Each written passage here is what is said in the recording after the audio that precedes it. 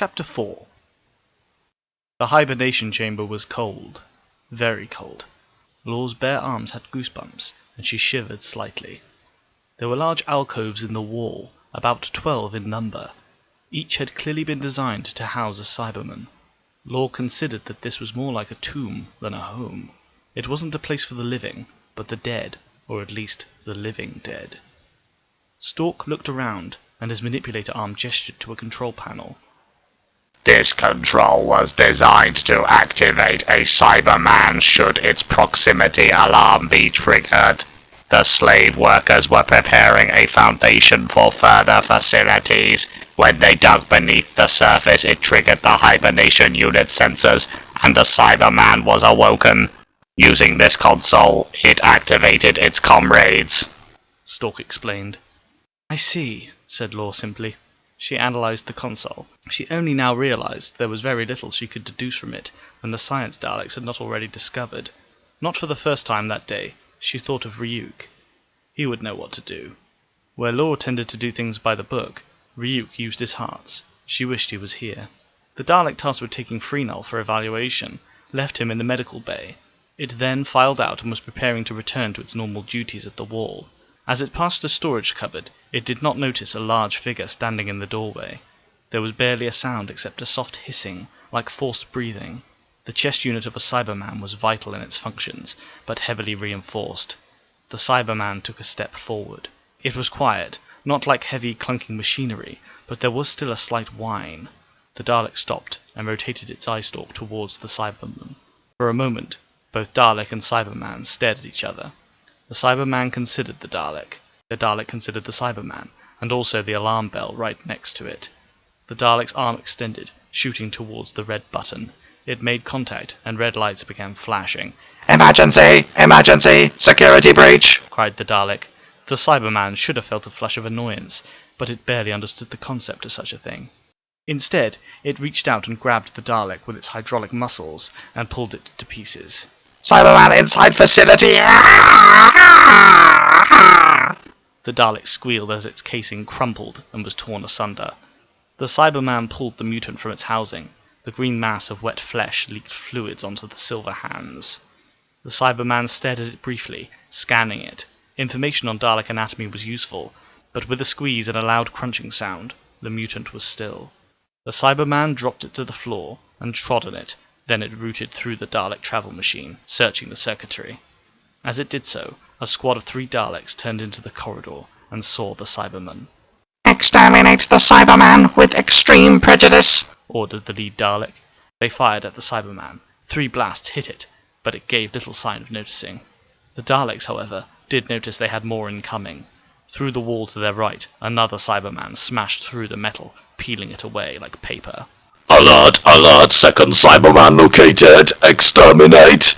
The 3 Daleks turned to the newcomer, forgetting the first, which found what it was looking for. In the wreckage of the travel machine was a small computer component. A Cybermite scurried out of the Cyberman's wrist guard and interfaced with the component. Deploy the activation signal! Ordered the Cyberman. As the Cybermite complied, the 3 Daleks were focusing their fire on the other Cyberman, which deployed a red and black tube-like device from its right forearm and fired a pulse of energy at the Dalek on its left. The Dalek sustained heavy damage, but continued to function. Combine fire on the chest unit! Ordered the first Dalek. Its comrades obeyed, and they fired on the Cyberman's chest unit, which exploded, and the Cyberman let out a scream. Looks like they do feel rudimentary pain after all, the Dalek remarked. The Cyberman clutched its chest unit and retreated hastily away. The second Dalek interrupted. Did someone say something about deactivation signal? The first Dalek looked to its fellow, and then at the other Cyberman, which stared at them impassively. They looked at the Cybermite and analysed it. Oh, fall! The Dalek uttered, but then all was black. Sub-Commander Zeon was in the mess hall. He had been instructing a rather insubordinate trooper called Screw You not to block off the doorways with computer terminals, as it was counterproductive. Screw You, as ever, just replied his own name. It was at this moment that Zeon noticed that all other Daleks in the mess hall had become still.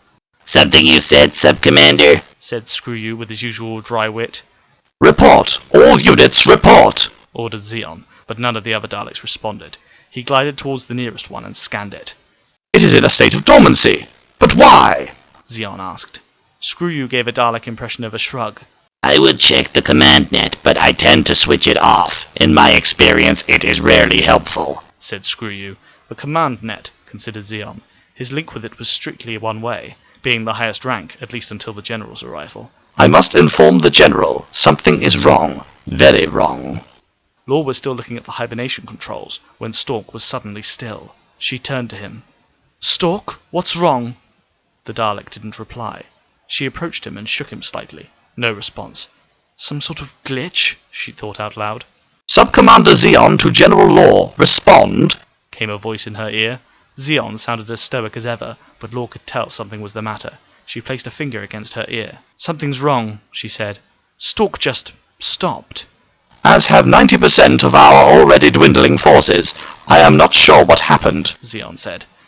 It's a bit like a process General Ryuk taught me. Remote deactivation. Let me try something. She took her interface out of her pocket and wired it to Stork's travel machine. As she punched in a reactivation order, she eyed the crack on Stork's casing. He had saved her, and she had saved him. This Dalek was the closest thing she had to a friend, and she didn't want anything bad to happen to him. A moment later, the blue light on Stork's eye stalk flickered to life.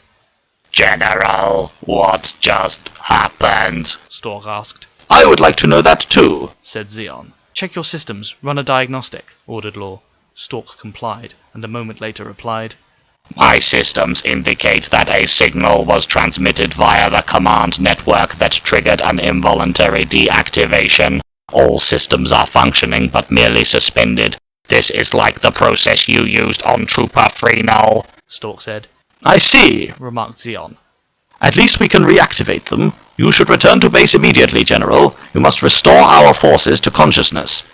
Yes, Law said, but it's going to be a slow process going one by one, and I'd wager the Cybermen are behind this, and I don't think we will like the reason why. The slaves had been confused when most Daleks had simply ceased any activity. One of them, a middle-aged male, had prodded a nearby Dalek with no response. Just when the slaves had considered making a run for it, a door had opened. A Dalek had come through. It was acting fearfully, clearly suffering from the PTSD that others of its kind had. "What's going on?" asked the middle-aged slave.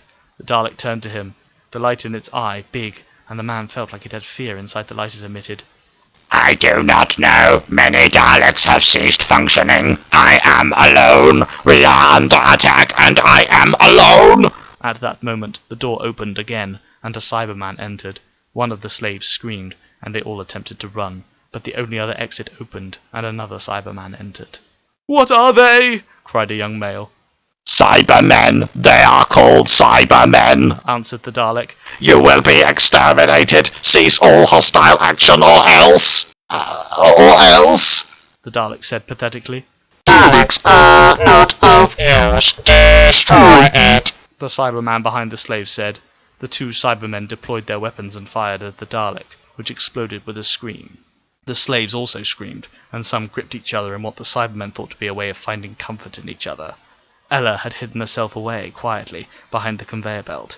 She watched in terror, as one of the Cybermen said simply, in a dispassionate, buzzing voice, There is nothing to fear. You will become like us.